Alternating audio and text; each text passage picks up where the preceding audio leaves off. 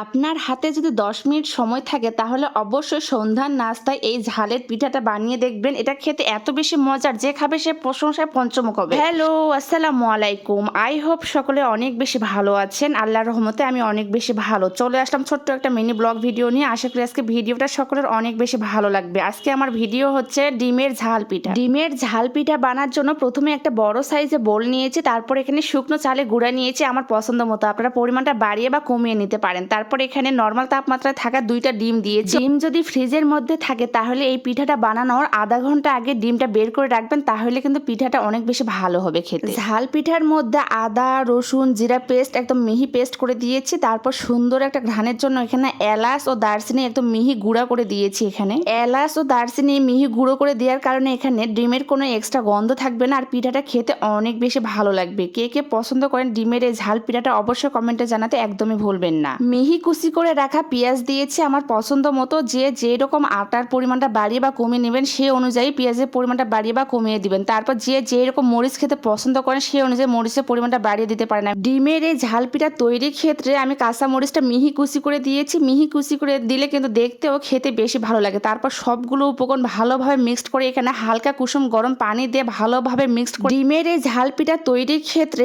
এই পিঠাটার ব্যাটার অনেকটাই পাতলা সাইজের হবে। আমি আমার পছন্দ মতো করে নিয়েছি। আপনারা দেখি বুঝতে পারতেছেন আমার পিঠার ব্যাটারটা কেমন হয়েছে। তারপর চুলার উপর একটা তাওয়া বসায় দিয়েছি। তাওয়াটা একদম মোটামুটি ভালোভাবে গরম করে নিয়েছি। তারপর রান্নার রেগুলার তেল দিয়ে আমি একটু ব্রাশ দিয়ে তেলটা ব্রাশ করে নিয়েছি। তারপর তেলটা যখন ব্রাশ করা হয়ে যাবে তখন আমি হাতের সাহায্যে ডিমের যে ব্যাটারটা তৈরি করে রেখেছিলাম সেই ব্যাটারটা ছিটিয়ে দিই। এই পিঠাটা দেখতে অনেকটা সিটা রুটির মতো, কিন্তু খেতে অনেক বেশি মজার। অবশ্যই বাসায় এইভাবে ডিমের এই পিঠাটা বানিয়ে দেখবেন। যে আপনার হাতে এই পিঠাটা খাবে সে কিন্তু আপনার প্রশংসায় পঞ্চমুখ হবে।